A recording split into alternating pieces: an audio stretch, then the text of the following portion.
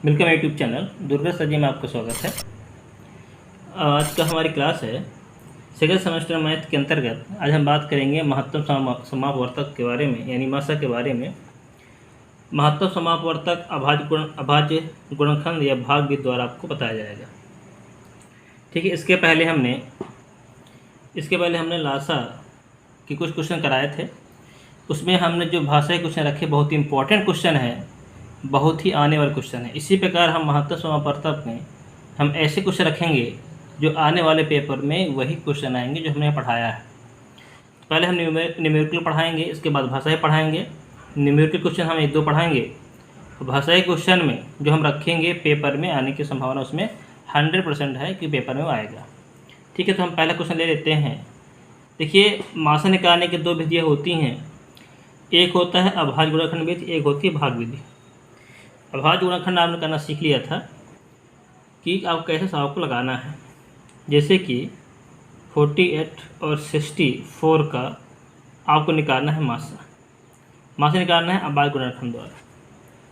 तो पहले आप इसके क्या करेंगे, अभाज्य गुणनखंड करेंगे। मैंने बताया था कि अभाज्य गुणनखंड निकालने के लिए आप करेंगे क्या कि एक रफली वर्क में इस तरह 48 के गुणनखंड कर लीजिए। गुणनखंड जो आते हैं वहाँ रखिए। ये आपका रफ वर्क रहेगा, इसका आपको लगाना नहीं है पेपर में।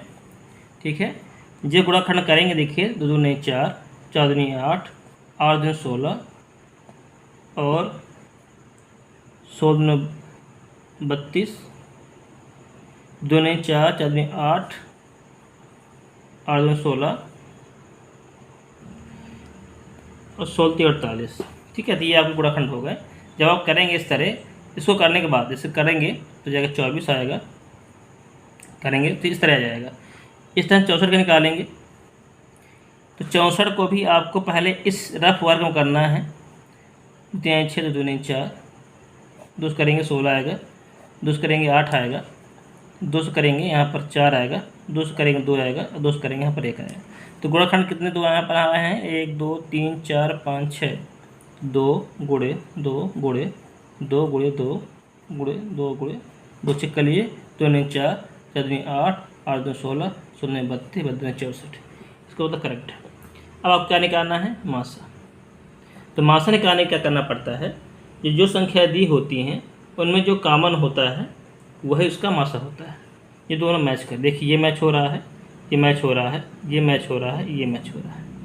ये मतलब 2 आपके 4 बार मैच हो रहे हैं, तो 2 को आपको 4 बार नोट, 2 4 बार हो गुणा कर लीजिए आपस में। 2 नहीं 4, 4 दूनी 8, 8 दूनी 16। यही इसका मासा हो गया 48 64 का। तो ये था गुणनखंड विधि द्वारा। ठीक है, तो इस तरह आपको करना है गुणनखंड विधि द्वारा में। ठीक है, तो अब कर लेंगे आपस में। अब एक बार भाग विधि देख लेते हैं। चलिए एक क्वेश्चन इस तरह का और ले लेते हैं। जैसे 180 192 करना है। ठीक है, तो इसको करने के लिए क्या करेंगे, एक टेबल बनाएंगे। टेबल में आप 180 के फैक्टर करेंगे, ठीक, और 192 का फैक्टर करेंगे। जो फैक्टर आएगा तो 180 का फैक्टर करेंगे, गुणनखंड करेंगे, 192 गुणनखंड करेंगे, जो आएंगे उसको आप नोट करते हैं। चलिए हम उसको सॉल्व कर लेते हैं। देखिए हमने ये रफ, ध्यान दीजिए ये रफ वर्क रहेगा, आपको यह नोट नहीं करना है। इसको रफ वर्क करती हुई जो गुणनखंड है यहाँ नोट कर लेना है। जब आप मासा निकालेंगे, मासा निकालने जो कामन होता है उसे रख लेते हैं। तो 1 2 कामन यहाँ पर है और 1 3 कामन, देखिए बाकी कुछ कामन नहीं है, तो ऐसे नोट कर लेंगे। ठीक, जो आपस दोनों मिलते हैं, 2 संख्या 3 संख्या जो आपस मिलते हैं, जैसे एक संख्या और आ जाए, 2 अंक हमने दिया है यहाँ पर, 2 संख्या ली है, एक और संख्या आ जाती है, तो तीनों फैक्टर करना है। तीनों जो मैच करता है उसे आप नोट कर लेना है। तो देखिए 2 2 नहीं 4, 4 3 12, जिसको जो मासा आया 12 आया है। ये थे गुणनखंड विधि से सवाल लगाना। ठीक है, देखिए इसमें अगला है भाग विधि से कर लेते हैं, एक बार सीख लेते हैं। भाग विधि करने के लिए आपको करना पड़ता है, जैसे 48 और 64 निकालना है। तो भाग विधि जैसे नाम ही है भाग विधि, यानी भाग द्वारा आपको सॉल्व करना है। तो छोटी संख्या का उस संख्या बड़ी संख्या भाग कर देना है। ये आपने फर्स्ट सेमेस्टर से बहुत अच्छी तरह से पढ़ चुके हैं। ठीक है, तो उसमें ज़्यादा बताने की जरूरत नहीं, आपको आता है। 48 करना 48, ये रहा भाग विधि द्वारा। जब आप भाग देंगे तो ये लास्ट में देखिए 16 3 48 पूरा पूरा चला जाता है, तो अंतिम जो भाजक होता है वही आपका होता है मासा। तो मासा जो हो जाएगा 16। तो गुणाखंड वाले में भी 16 आया था देखिए, और इस वाले में 16 आया था। बस आपको सीखना है कैसे करना है। अभी तक पेपरों में इस तरह क्वेश्चन कभी नहीं आया कि गुणाखंड करिए, अभाज्य गुणा करिए, ये बीच से मासा लगाइए। मतलब गुणाखंड जो मासा निकालना है, चाहे अभाज्य गुणाखंड करिए चाहे भागविधि करिए, ऐसा कभी नहीं आया है। ठीक है, जैसे आप छिला कैसे कर लीजिए। ये था कुछ 1 नंबर में आने वाले क्वेश्चंस। ठीक है, हाँ एक चीज़ ध्यान दीजिएगा, बहुत इंपॉर्टेंट बता रहे हैं कि किन्हीं 2 संख्याओं का जो मासा आता है वो इनसे छोटा होता है। ध्यान दीजिएगा, किन्हीं 2 संख्याओं का मासा वो उनसे छोटा होता है। ध्यान दीजिएगा, ठीक। और जो मासा होता है वो दी हुई संख्याओं को पूर्णतः विभाजित कर देता है। जैसे देखिए यहाँ पर 48 और 64 का क्या निकाला मासा, कितना आया 16। देखिए 16 48 डिवाइड कर रहा है, 16 64 डिवाइड कर रहा है। देखिए 16 3 48 और 16 64, देखिए है कि नहीं। तो मासा जो होता है वो दी हुई संख्याओं में शामिल होता है, ध्यान दीजिएगा। ठीक है, तो बढ़ते अगले क्वेश्चन की ओर। थोड़ा आगे बढ़ने से पहले कुछ क्वेश्चन सॉल्व कर लेते हैं। देखिए मासा मतलब क्या होता है, मैंने लासा मतलब पिछले चैप्टर में समझाया था, उसको जरूर देखिएगा। अब यहाँ मैं बताऊँगा कि मासा का अर्थ क्या होता है। देखिए होता है महत्तम समापवर्तक।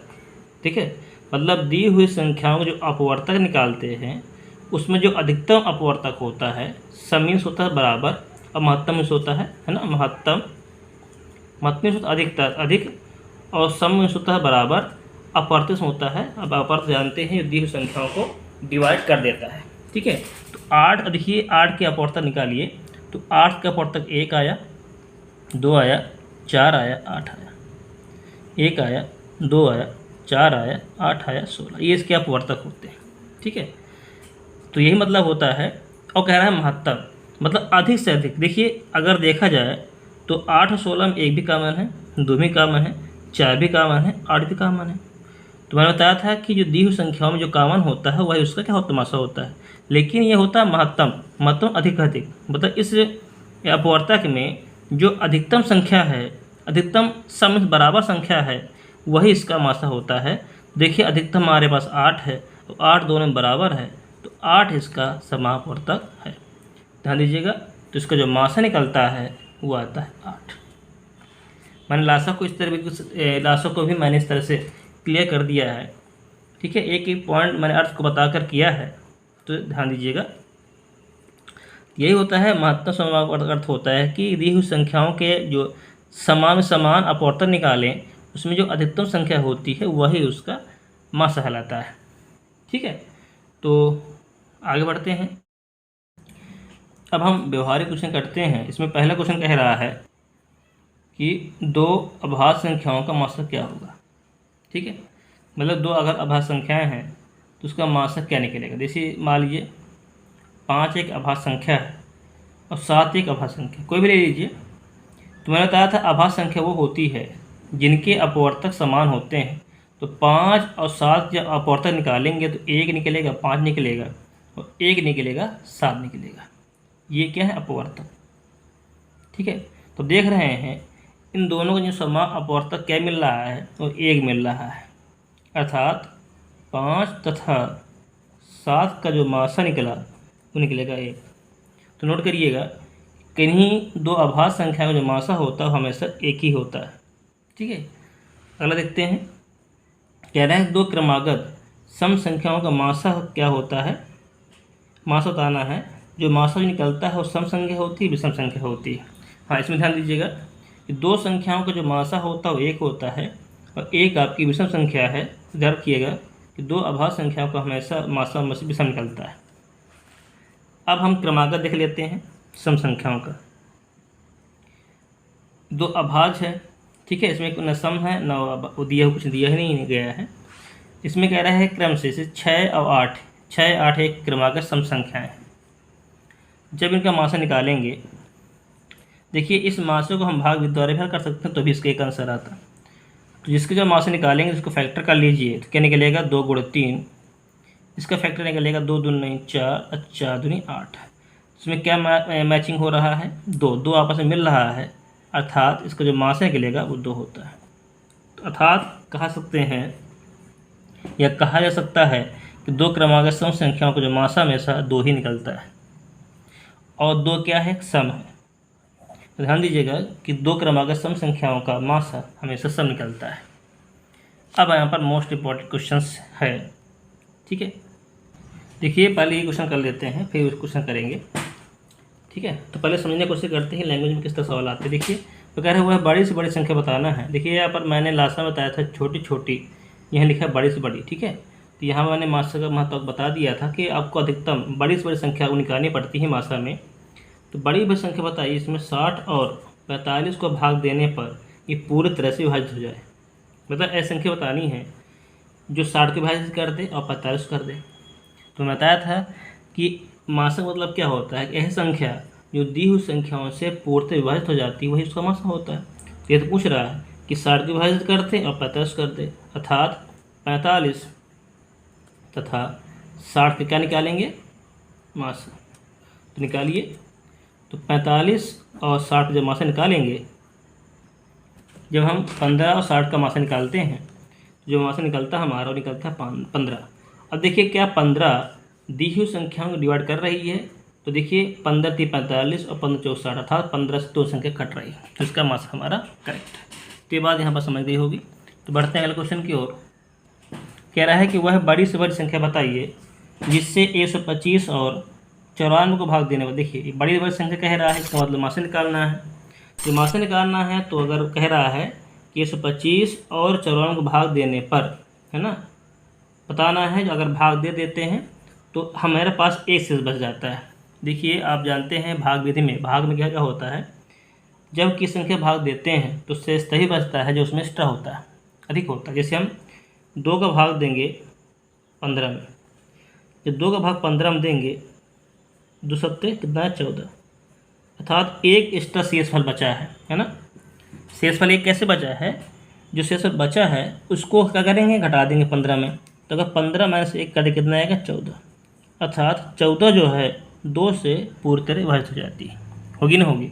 इस तरह इसमें भी है, अगर एक शेष बच रहा है तो दी हुई संख्याओं में एक ही घटा देना है, ठीक है। तो 125 माइनस 1 बराबर 124 और 94 माइनस 1 बराबर 93। अधिक समझते हैं इसको। तो हमने क्या किया, जो शेषफल एक बचता था हमने एक घटा दिया दोनों में, कि दोनों में एक बच रहा है ना। तो अब संख्या हमारे पास 194 194 बची, 93 बची। जब हम दोनों क्या निकालेंगे, मासा निकालेंगे, तो मासा ही क्या होती है, अभिन्न संख्या निकलेगी। 93 24 मासा निकालने पर हमारा जो मासा आया वो क्या है 31, अर्थात बड़ी से बड़ी संख्या है वो आपकी 31 होगी। यह इसका आंसर है। तो बढ़ते हैं अगले क्वेश्चन की ओर। अब यह देखते हैं कि क्वेश्चन कह रहा है कि वो बड़ी से बड़ी संख्या बताना है, अर्थात मासा निकालना है आपको, जिससे 49 59 और 109 को भाग देने पर हमारे पास एक क्रम से में होता है क्रम से, अर्थात 49 में बचता है 1, 59 बचता है 3 और 109 बचता है 5। अगर शेषफल बच रहा है तो इन शेषफल को आप घटा दीजिए, ठीक है। तो 49 माइनस 1 बराबर हो जाएगा 48। देखिए हमने क्या किया है, बारे बार जो शेषफल निकल रहा था हमने घटा दिया। जब हम 49 में घटाते 48 आया, 59 में 3 घटाते हैं 56 आता है, और 109 5 घटाते 4 आता है। तो हमने क्या किया, अब ये हमारे पास संख्या जाती है 48 58 और 104 का निकालते हैं मासा, और मासा ही क्या होती है, अभिष्ट संख्या कहलाती है। तो हमने 48 का 56 में डिवाइड किया, तो 48 करना 48 8 आया, और 8 का भाग दिए पुनः 48 में, तो 6 बार में गया, अर्थात यहाँ पर पूरे कट जाता है। अर्थात यहाँ पर इसका जो मासा निकल 8 आया। अब 8 का भाग देंगे तीसरी संख्या में, तो जब 8 का भाग देंगे 104 में, तो इसका आंसर आता है, यहाँ पर कुछ 0 आ जाता है, अर्थात 13 बार कटता है। तो अंतिम जो भाजक है वो 8 आया, तो मासा कितना आया 8, अर्थात बड़ी से बड़ी संख्या हमारी 8 कहलाती है, ठीक है। तो बढ़ते हैं अगले क्वेश्चन की ओर। अगला क्वेश्चन हमारे पास कह रहा है कि वह बड़ी से बड़ी संख्या बताना है आपको, जिससे 804 1745 को भाग देने पर क्रमशः 5 और 6 से बचता है।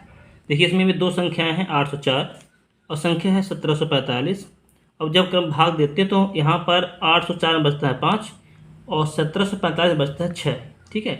तो मैंने बताया जो शेषफल बचता है तो उसको जो है दी हुई संख्या में घटा देना होता है। तो दी हुई संख्या हम घटाएंगे। देखिए हमने जो शेषफल एक्स्ट्रा था, शेषफल बच रहा था, उनका हमने हटा दिया, तो हमारा है 799, इसका है 1739। अब क्या करेंगे, 799 का और 1739 का निकालेंगे मासा से। ऐसे क्वेश्चन जो मैंने बता चुका हूँ। देखिए हमने इन दोनों का मासा निकाला। अब मासा निकालने हम देखा कि मासा निकालने पर जो हमारी संख्या है वो जो अंतिम भाजक है वो 47 आया है, अर्थात दी हुई संख्या 47 है, मासा है। तो हम कह सकते हैं कि वह बड़ी से बड़ी संख्या हमारी 47 है, 47 है, जो दी हुई संख्याओं को पूर्ति विभाजित कर देता है। ठीक है, तो बढ़ते हैं अगले क्वेश्चन की ओर। देखिए बहुत इंपॉर्टेंट क्वेश्चन आया हुआ है। कह रहा है वह बड़ी से बड़ी संख्या बताइए जिससे 590, 9 से 8 तथा 1014 को भाग देने पर प्रत्येक दशा में समान शेष बच रहा है। देखिए इसमें समान शेष बच रहा है कि मतलब हर बार सभी में समान शेष बच रहा है। तो इस तरह क्वेश्चन करने के लिए अब करना क्या पड़ता है, जब भी ऐसा क्वेश्चन आए तो पहले सब संख्या नोट कर लीजिए, 590, 908 और 1014। तो छोटे संख्या को उससे बड़े घटा दीजिए, इनका जो अंतर होता है वो निकाला जाता है। ठीक है, जब कभी सवाल ऐसा आता है समान शेष बचे तो आप क्या करेंगे, दी हुई संख्याओं का अंतर निकाल लीजिए। तो इसका अंतर निकालिए, इसका अंतर निकाल लीजिए। तो घटाइए 908 माइनस 590, घटाएंगे तो जाएगा 318। इस तरह 1014 और माइनस 908 घटाएंगे निकलेगा 106। ठीक है, तो कह सकते हैं इसका अर्थात 318 तथा 106 का देखिए तो हमने अंतर निकाला, हमारा 318 आता है, 106 आता है। तो हमने 318 106 का निकालते हैं मासा। जब मासा निकालेंगे तो छोटी संख्या बड़ी संख्या भाग करते हैं, तो हमारा मासा निकलता है जो भाग देने पर पूरा डिवाइड हो जाता है, तथा इसका मासा जो है हमारे पास 106 है। तथा जो बड़ी से बड़ी संख्या है 106 है, जो सबको भाग देने पर समान शेष बचेगा। ठीक है, 106 जब भाग देंगे सभी में तो समान, इसमें भी वही आंसर आएगा, इसमें भी वही आंसर आएगा, इसमें भी वही शेषफल आएगा। ठीक है, तो बढ़ते हैं क्वेश्चन की ओर। देखिए ये एक व्यवहारिक क्वेश्चन आया हुआ है, आपके दैनिक जीवन में उपयोगी है। ठीक है, तो कैसे क्वेश्चन करेंगे, कह रहे हैं 3 हौज है। ठीक है, 3 हौज बनाए गए हैं। एक हौज में 330 लीटर पानी भरा है, एक में 375 लीटर पानी भरा है और एक में 450 लीटर पानी भरा है। 450 लीटर पानी भरा हौज इस बने हैं। ठीक है, अब कह रहा है कि बड़े से बड़ा एक पीपा लाना है, इस पैमाना लाना है, तो इस पानी को पूरा नाप देगा, इस पानी को पूरा नाप देगा, इस पानी को पूरा नाप देगा। मतलब एक ऐसे लीटर, मतलब ऐसा मात्रा आपको लाना है, एक संख्या लानी है जिसको भी डिवाइड कर दे, इसको भी डिवाइड कर दे, इसको डिवाइड कर दे। ठीक है, आप देखेंगे दूध वाला दूध निकालता है। ठीक है, तो अपने मीटर से दूध जो लीटर आता है तो सभी से लीटर से नाप सभी को दूध जो है दे देता है। तो इस तरह लीटर जैसे एक पैमाना बताना है, वो कितने लीटर का पैमाना होगा। ठीक है, जो कितने लीटर का पैमाना होगा, जो इस दूध को भी नाप देगा, इस दूध को भी नाप देगा, इस दूध को भी नाप देगा, अर्थात इन सभी संख्याओं का पूरी तरह डिवाइड हो जाएगा। तो हम समझ गए, पहली बात बड़ी संख्या कह रहा है, इसका मतलब आपको मासा निकालना है। तो इन सभी संख्याओं क्या निकालेंगे आप, मासा। तो हम लिखेंगे, तो देखिए हमने क्या किया है, तो हम कह सकते हैं 330 लीटर, 375 लीटर और 450 लीटर का जो मासा निकलेगा वो बड़े से बड़े पीपे को माप सकता है, आसानी से माप सकता है। तो हमने क्या किया, इन सभी हमने क्या निकाला, मासा निकाला। मासा निकालने में हम देखा जो अंतिम भाजक 15 आ रहा है, अर्थात इनका मासा कितना है, 15 है। अर्थात 15 लीटर की जो धारता है, अर्थात 15 लीटर के पैमाना आपके पास होगा। जब आप उसे मापेंगे तो इससे आप पूरी तरह से पानी को माप सकते हैं। ठीक है, तो 15 इसका आंसर है। अगला क्वेश्चन इसी टाइप का है, क्या है 2 टोटियों में क्रमशः 72 लीटर 116 लीटर का दूध भरा है। कह रहा बड़ी से बड़ी धारता का एक बर्तन बताना है जिससे दोनों दूध को आसानी से मापा जा सके। तो सेम वैसे क्वेश्चन है जो मैंने बताया था, तो आप समझ गए होंगे इस क्वेश्चन में करना क्या है। तो आप इसका आंसर कमेंट बॉक्स में बताइए कि इसका आंसर क्या आएगा, कितने लीटर का पैमाना होना चाहिए जिससे दूध को पूरा यानी आसानी से मापा जा सके। यहाँ पर देखिए 72 लीटर का है, यहाँ पर 72 है, यहाँ पर 116 है। तो आपको इसका आंसर बताना है कमेंट बॉक्स में, इसका आंसर क्या आएगा। ठीक है, तो वीडियो देखने के लिए थैंक यू। अगर वीडियो आपको अच्छा लगा हो तो शेयर ज़रूर करिएगा, लाइक ज़रूर करिएगा। Thank you.